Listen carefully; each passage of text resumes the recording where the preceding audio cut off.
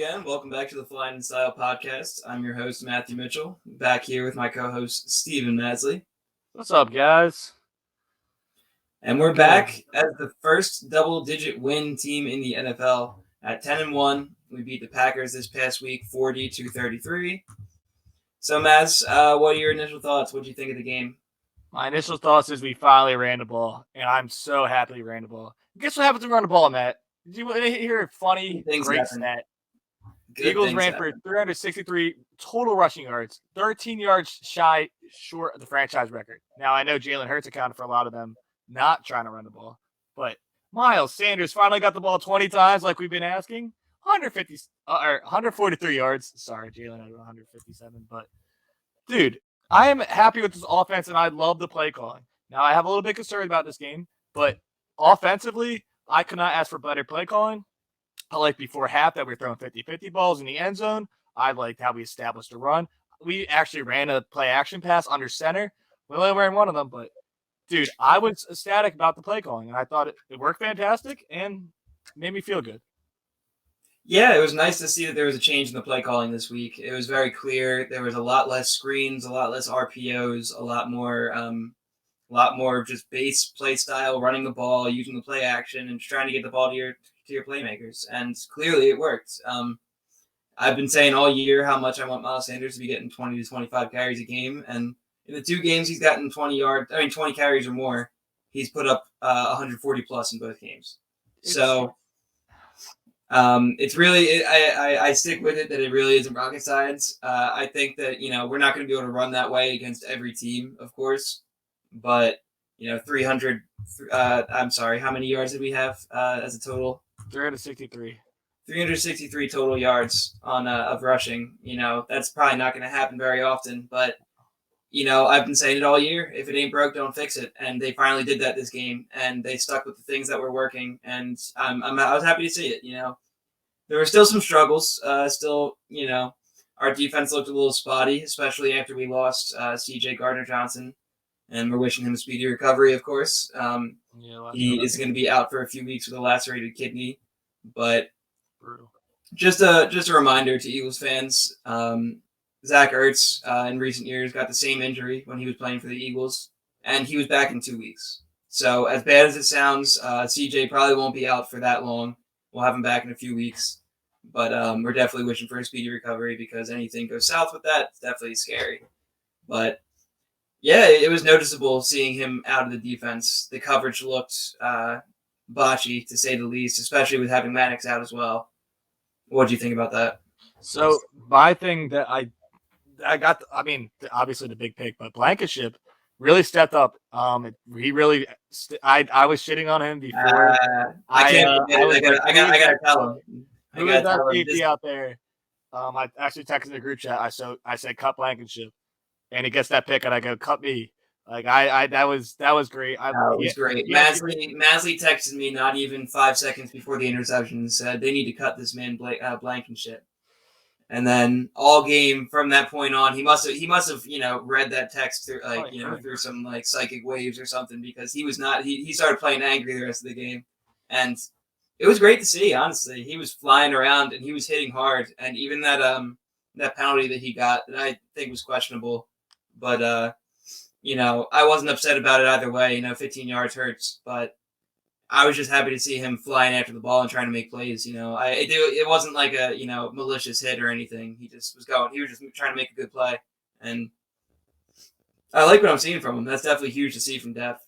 That's great, and I know I love Kayvon Wallace coming out of college. He went to Clemson, and I thought he was going to be the next safety up, and I really liked him, but he hasn't looked good when he's got his chances this season. Even when CJ went down earlier in the year, and I was questioning, like, damn, like we had to put Kayvon back in, and he's just not good. And Blankenship's been stepping up, and he looked pretty good last game. And I don't have too many complaints about him.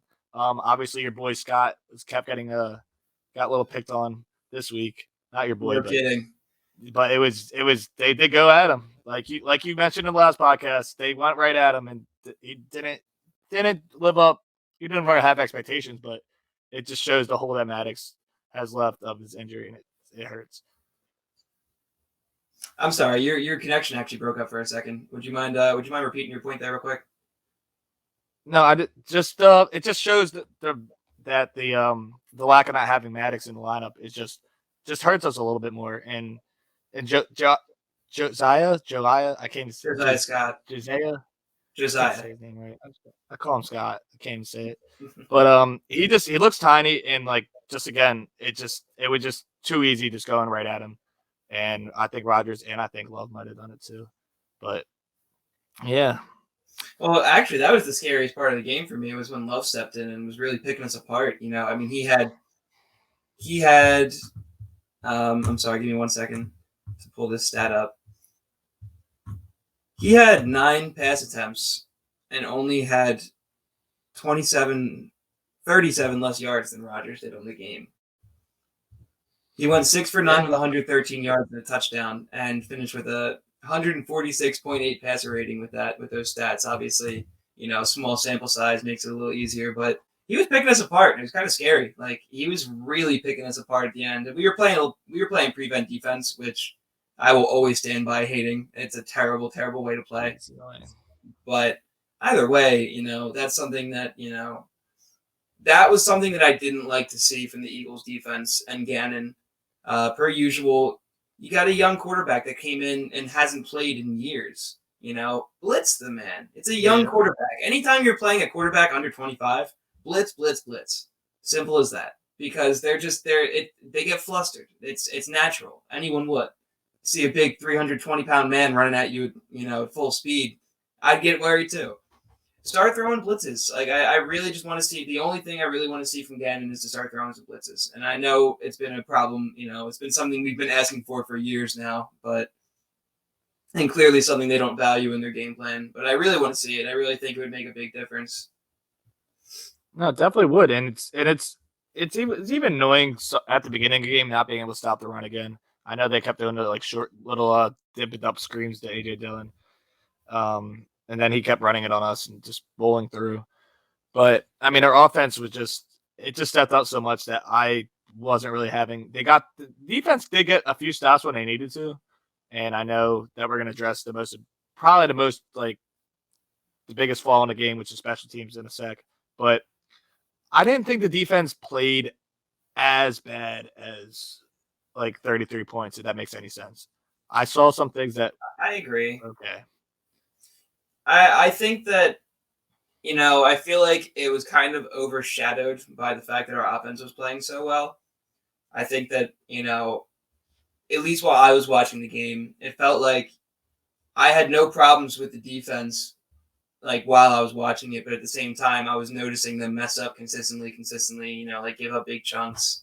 And, even Rodgers finished 11 of 16, which is a pretty high completion percentage. So like I didn't feel the defense putting on pressure in any like facet.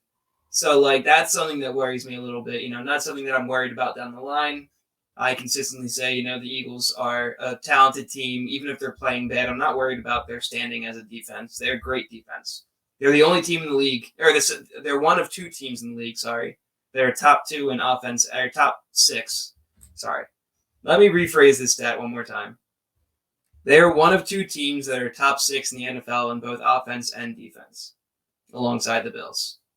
Everybody wants to keep talking about the Eagles, playing bad teams, not playing up to their level that they should be. Everybody's nitpicking for reasons that they're not a great team. Like, stop it. They're 10-1, and they're top 2 in everything they do. We Eagles fans like to get a perspective of things and stick to it. And our perspective was that we were an undefeated team for a while, and then we expected perfection from them from that point on. Yeah. It's stupid. It's stupid and unrealistic to expect that. Teams are going to go through rough patches. Everyone always does. There's a reason there's only been one undefeated team ever in the whole history of the league. So I'm not worried about the defense. I'm not worried about the offense. As long as we continue with our style of play calling that we ran this week and use adjustments, we have a talented team. No, I just felt the defense was giving up a lot of plays on first and second down, a bunch of big chunk plays, especially that touchdown Aaron Jones. I'm just looking at reading through a few stats.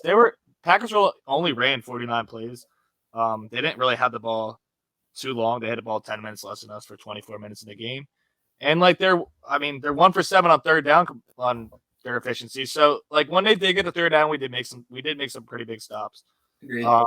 It was just a big plays. Like we were just I don't know if it was us playing prevent or us lack communication, but we weren't getting the Rodgers, and we won a turnover battle. So I know AJ Brown had that fumble that hurts, but we got 2 turnovers ourselves, and I can't complain about that. Yeah, it's one complaint I want to throw out there. I would love if we could just hold on to the damn ball. We're getting really crazy with the Butterfingers lately, but that's not something you can really like fix. They just need to do better. They just need to be more disciplined with the ball. That's all. But yeah. No, they definitely do. That's just like annoying. But then you can't like be mad at AJ because then he goes back and gets that big first down. Like I know, but that's something that there's a reason that we're 10-1 right now, and it's because of our turnover differential mostly. Mm-hmm.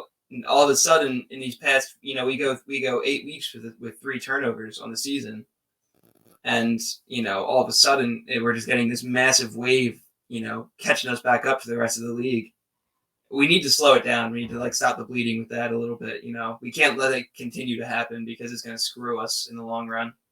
And we're going to have those games where we look back, just like the Washington game, and say, wow, if we didn't have those turnovers, we probably win that game.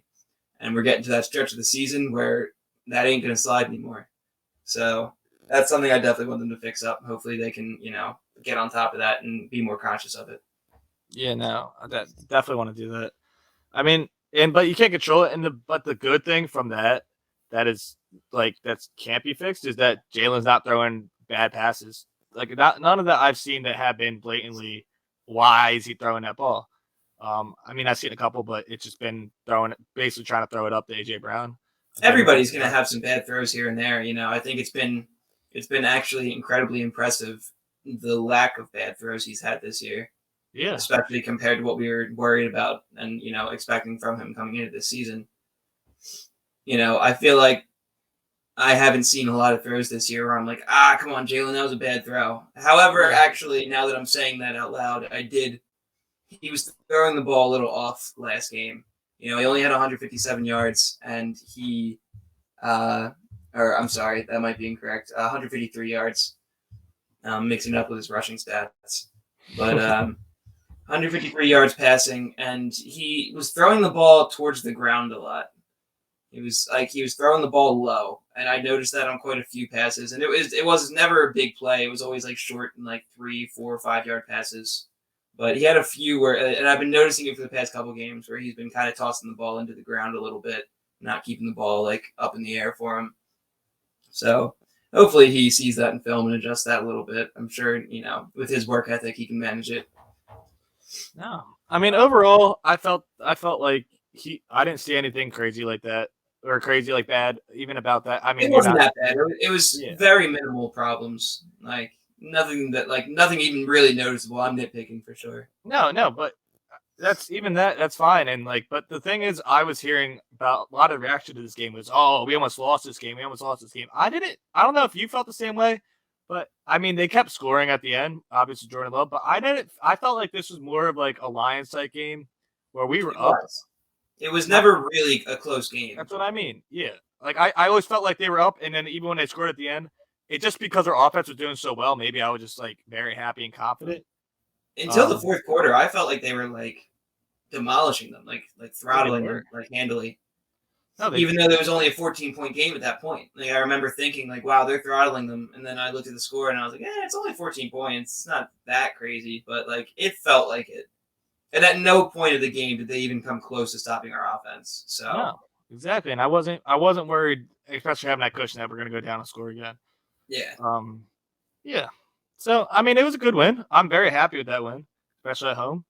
And now we look to next week where we're playing at home again against maybe the toughest team we played so far, other than the Cowboys with backup Cooper Rush, but No, they're absolutely the toughest team we played so far. I've been saying this all year that I think this is the scariest game we were going to play, especially with our biggest problem in our defense being the run defense. So, you got Derrick Henry, who is scary, scary man. You're everyone in the league, I'm sure, thinks twice before, playing against him. Yeah. So it's going to be a tough game. It's going to be scrappy, and it's not going to be a pretty game. It's not going to be exciting. It's not going to be, spectacular. Like, you might have a play here and there, but it's going to be a lot of running the ball on both sides of the ball. So be ready for that. The one key that we should probably talk about is, what do you think about Jordan Davis playing this game? I know that he's activated off the IR and that he's eligible to practice and play, but it is to be determined.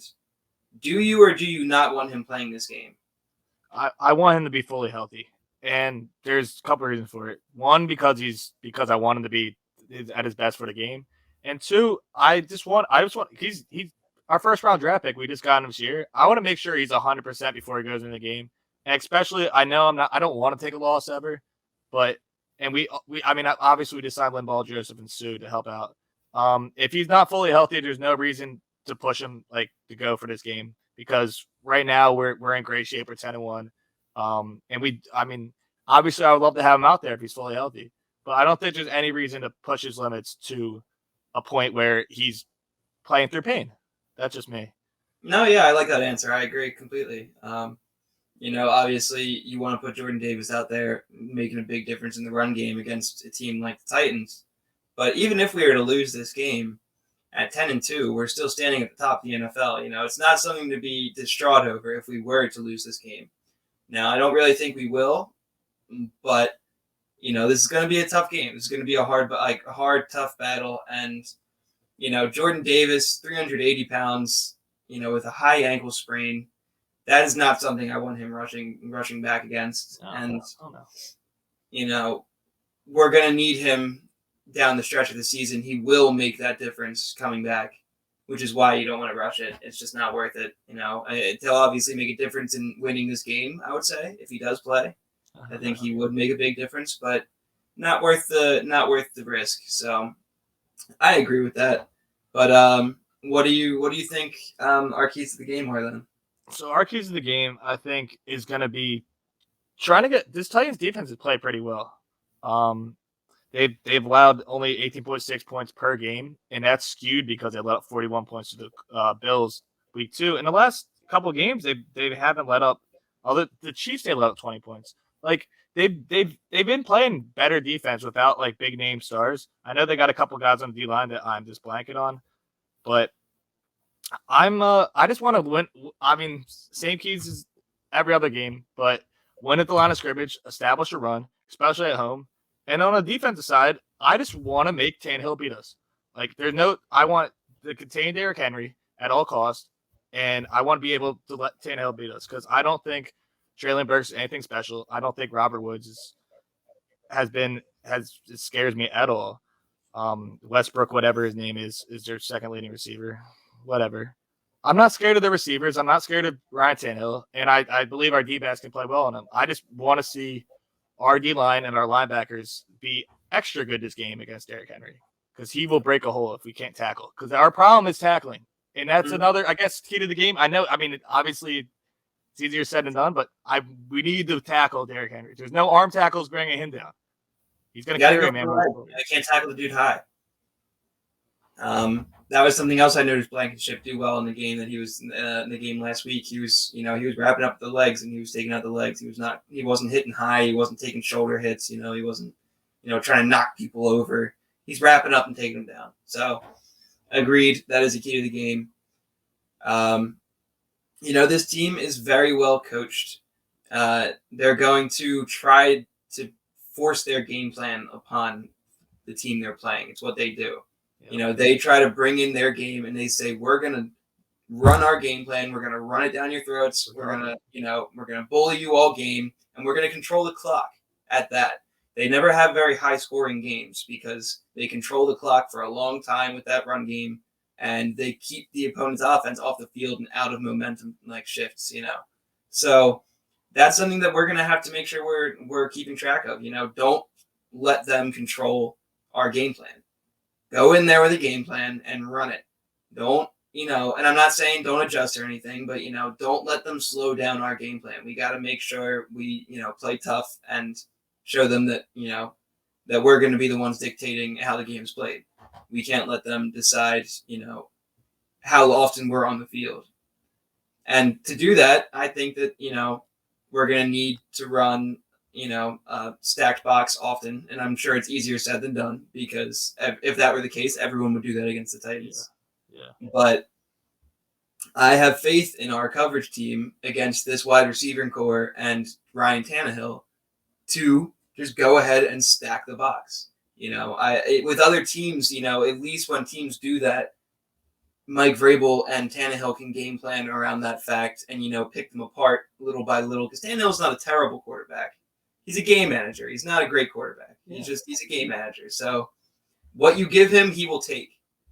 And I'm saying give him his receivers a go. Like, let him go. And I believe our corner guys can take care of it. Hopefully Josiah Scott isn't a pain in the ass this game. Yeah, I mean, even him, I don't see I see them doing like a lot of dink and dunk stuff. So if we play prevent, if we're playing like a sticks type defense, I think it's gonna be annoying if we play a soft zone. Like, I could see us doing the same type of thing as like a Washington against Taylor Heineke against Tannehill, which I don't really want to see, honestly. I mean, obviously, Derrick Henry's a way bigger upgrade over Brian Robinson, but that's how I would be. This is the way we lose this game, is having that game literally go the same way. Like, you just talked about time possession. You talked about good coaching. It's literally a similar game, but I think everything's a little upgraded, basically. I think Tannehill's a little bit better than Heineke. I think McLaurin's better than the receivers, but regardless, I think it's a similar type vibe of the Redskins that they're gonna try to dictate it, and you got to stop them, and you got to control, especially in like a game like this, you got to control time possession. And I don't know if that's going to be us running the ball, that's going to be us doing little short stuff. I just want to see us just beat a good team. Like, this is a division leader. They're going to be a playoff team. And this is obviously not the top of the AFC, but their record might be at the end of the year. It usually is. Got a 1 seed. Yeah, I mean, this is going to be like I've been saying, this is going to be a rough, tough game. And the bottom line of this game that'll make the difference in a game like against Washington is just staying disciplined. It's going to be a hard fought battle, and you're going to be tired, and it's going to be brutal, and you're going to be bumped up and whatnot. It's not going to be flashy. Just come out there and stay disciplined. Come out there with a plan, stick to it, hold on to the ball, and just do your thing. And our team is better than theirs, and we will win the game. We cannot let them dictate how our game is run. That is the bottom line. We can't change our game plan based off of their game plan. We need to come in there and just run our thing and do it. So offensively, what do you want to see, Brand? You want to do the mix? How do you want to see the offense go? Ideally. I mean, obviously, it's simple to say you want to see a mix and all, but I personally, especially based off of last week's game, if it ain't broke, don't fix it. Run the ball, run the ball, run the ball. Play action, play action, play action. Just to me, I say you stick at that. I haven't seen anyone completely stop us doing that, like when we're actually doing it to its full extent. So I say just do it, and if they're gonna stop it, then then you start mixing it up. Start running some different plays, but I say you just run the ball and run a few play actions here and there and just make them beat you. Yeah, no, I completely agree. The only thing I'm scared about this game is I feel like it's like a low key, like really good game. Like, I just feel like it's not talked about enough. I don't feel that we're, not that I don't feel like we're not awake for it, but I don't feel like, oh, like the Titans are here. Like, they're a really good team. Like, come on guys. Like, what? Like, oh, it's because we're in a weird position as a team, being 10-1, where we're in a spot where everybody's aware that if we lose, it's not the end of the world, especially against a team like the Titans, because they are a good team. You don't really want to see that because, of course, you don't want to see us losing to good teams and you start having some questions. But on top of that, I I continue to say that every team is beatable at any time of the week. Any team can beat any other team at any point. I don't dig in too much into those. Oh, they lost to a bad team, but they beat a really good team. The Falcons have been doing that all year. They've been going back and forth between losing to the best team in the league. I mean, winning against the best team in the league and then losing against the worst team in the league. It's like it's just weird how that goes in the NFL. And you know, I just think that we are maybe seeming a little asleep because we're in a, you know, we're kind of just in a comfortable spot. It's easy to seem complacent when you're comfortable. But I don't like that. Like I just that's why I'm scared about this game. Like, to be straight honest with you, I just don't like being comfortable, and I feel like I that's what we think are. I say that right now as an Eagles fan. I don't think the team is feeling that way. There's no way to tell how the team is feeling Yeah, because we're I not know. sitting in that No, you're locker room, right. of course. But at no point have I seen them, other than the maybe coming off a short week going into Thursday night football, they seemed a little off on their energy. Uh, I haven't seen them walk into a game, like looking high and mighty. Like they seem to come into every game with the same mentality of just trying to win the game. And on top of that, I've been seeing it in interviews and practices all year. Every time I think that they're going to start acting cockier, they come out and say the exact same thing they've been saying all year. And obviously it's easy to say things and sound good, but I like the attitude that this team's got right now, and with Jalen Hurts at the helm and his leadership ability and just his mentality and the way he conducts himself, I think that spreads to the team, and that's what makes him such a good leader. And I don't think he'll allow his teammates to be complacent. To be honest with you. Okay, so that being said, how do you see this game going? Break it down by quarter, half, and the final score. Um, that's a tough question. I really am not 100% sure on this one because there's a lot of different ways it could go. I think that our offense is better than their defense. But I don't know how our defense is going to do against their run game. Sometimes our defensive line shows up and plays hard-nosed football and doesn't let up anything, and that can make a whole difference in their offense. So I think I'm not going to do a quarter to quarter here, but I think that it's going to be a close game throughout. And I think it's going to be 24 to 17 Eagles. Okay. I see it. I see it as, I mean, similar ways. I think it's gonna be a lower scoring game, and I think it's gonna be, if we do win, I think it's gonna be really close. I don't see us, if we come out and blow out this team, I'll be very impressed. Like that, this is a very good football team, and especially during the regular season, Titans have always played well. I honestly am. I don't even want to say it, but this is one of two games that we could lose, in my eyes. Like like that we. I know. I mean, we could lose every week, but It's a game that you don't walk into saying that we absolutely should win. yeah, Like it's like going to be a tough. this It's going to isn't be a like tough fight. yeah, Yeah. like I'm walking into the Giants next week and saying we absolutely should win. But that's different. That's a different podcast episode. Tune in next week. But so I'm thinking it's going to be like we have the lead around 10-7 at halftime ish, and I think they're gonna. I think we're gonna lose this game. Honestly, I think it's gonna be 24-21. They win. I don't want to say that. I just don't know if we're gonna be I don't know if we're gonna be awake for this game. I have no reason for them winning, like, other than the fact that we're coming off a big win against Green Bay and at home on Sunday Night Football. And this game is just the atmosphere around the game, to me at least, seems to be dead and comfortable. And that's the only reason I think we have a better team than them. I just think that if anything they're exposed, it's going to be our run defense. And I don't know if we got that fully fixed based off A.J. Dillon last week. They only ran the ball 8 times because they're trying to catch up. But I don't know if it's fully fixed, and that scares me a little bit. Definitely is not fully fixed. They've looked better, but they're still letting up a lot of big chunks, and everyone can see it. Even if the stats don't show it completely. As I mentioned earlier, I kind of disagree with you with the complacent feeling. I feel like it's kind of just, it doesn't have a big energy around it because I feel like everyone knows that it's going to be a hard, gritty game. Like it's not going to be exciting and flashy. So even though it's a good game, it's going to be a boring game. So like, it's going to be a good game for fans that love watching football, but it'll be a boring game in terms of like the actual excitement of the game. So, I don't think a whole lot is going to happen. It's just going to be a lot of going back and forth down the field, I think. So I was really debating between 24-20 and 24-17. I'm just going to, take my gut and say that we're going to win by a touchdown. But I don't know, man. This is going to be a tough one.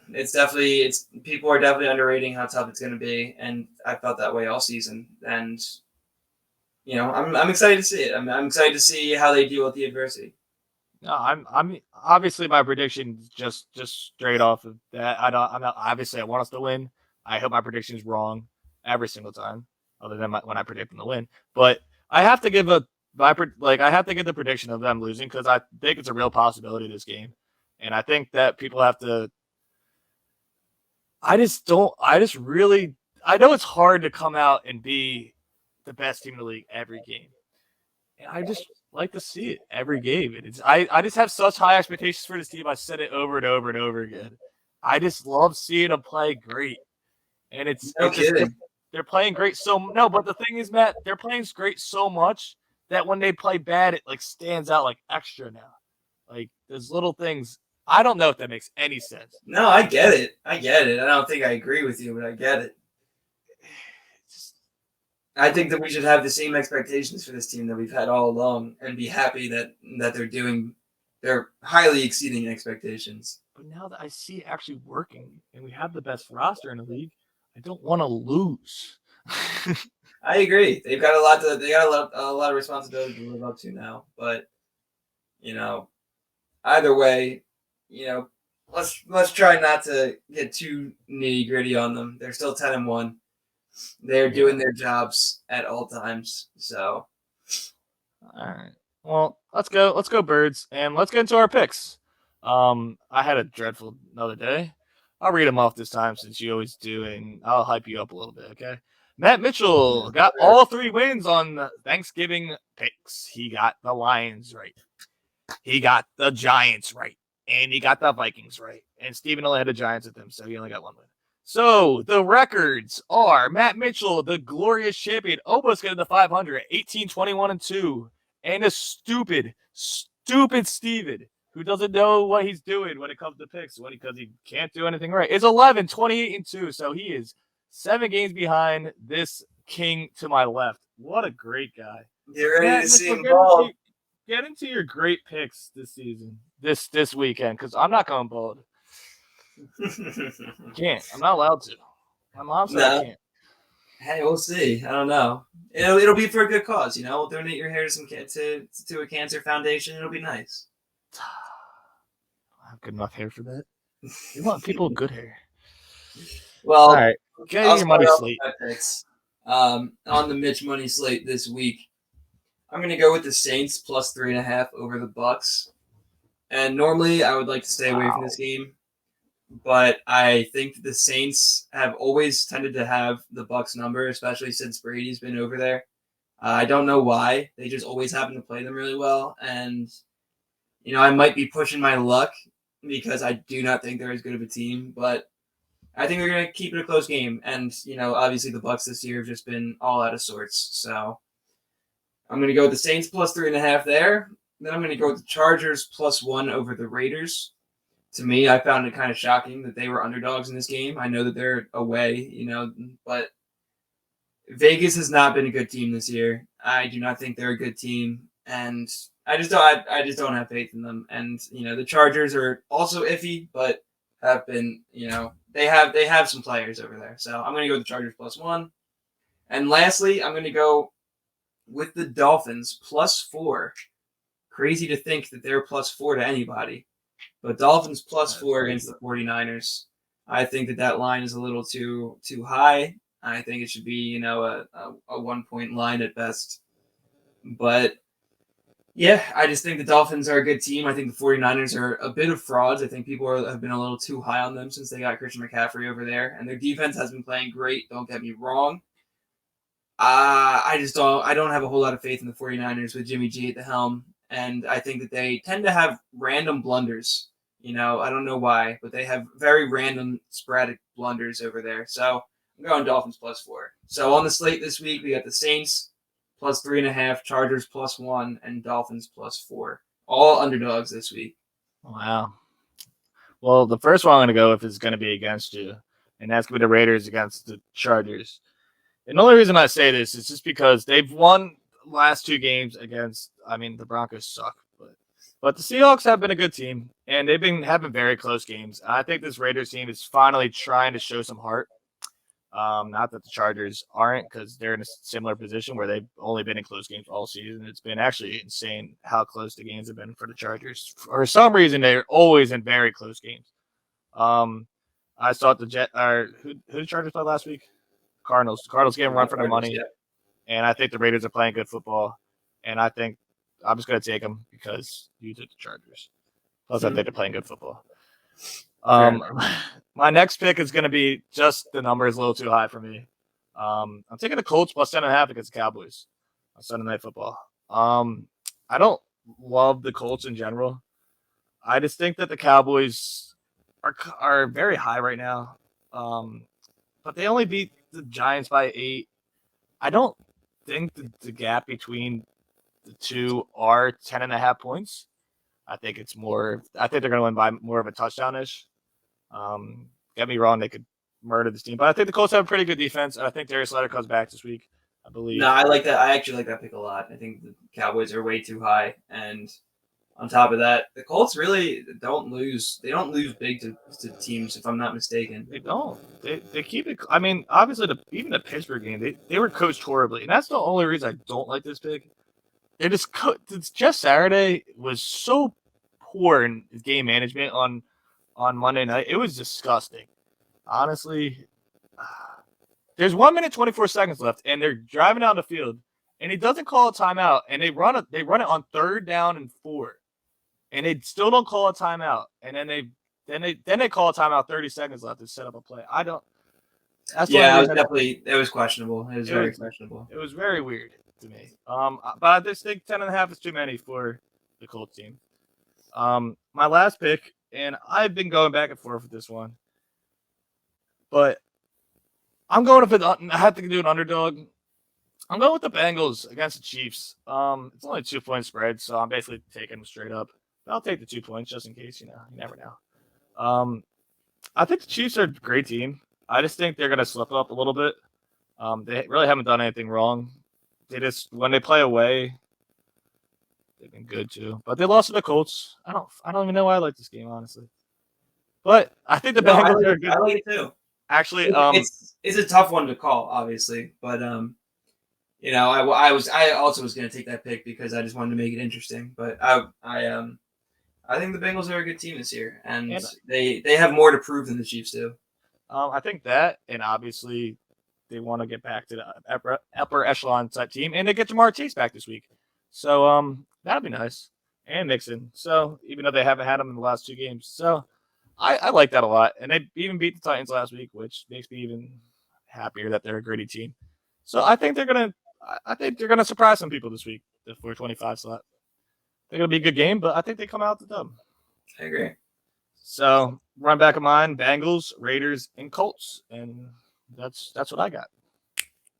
Cool stuff. We'll come back next week with our updated records, seeing if Mazzy will be ever closer to a bald head or just a nice every one of my picks. They're gonna go 0-3, guys. You can tell how confident he's been this year. I've been very, very down bad and not confident right now. But the Eagles haven't. At least the Eagles are the only thing keep me very happy. I couldn't care less if all my picks lose. Honestly, I'd rather shave my head if the Eagles be number 1 seed than literally probably anything. I really couldn't care less. But yeah, guys, go Birds! It's gonna be a big game this week. Yes, sir. We'll be back again next week with another episode for next week's game. We'll have more picks out to you then as well. And yeah, man, let's get a big dub against this Titans team this week. This could be a huge game-changing, season-changing game this week. Yeah, we could really secure the 1 seed if we were to roll over this team.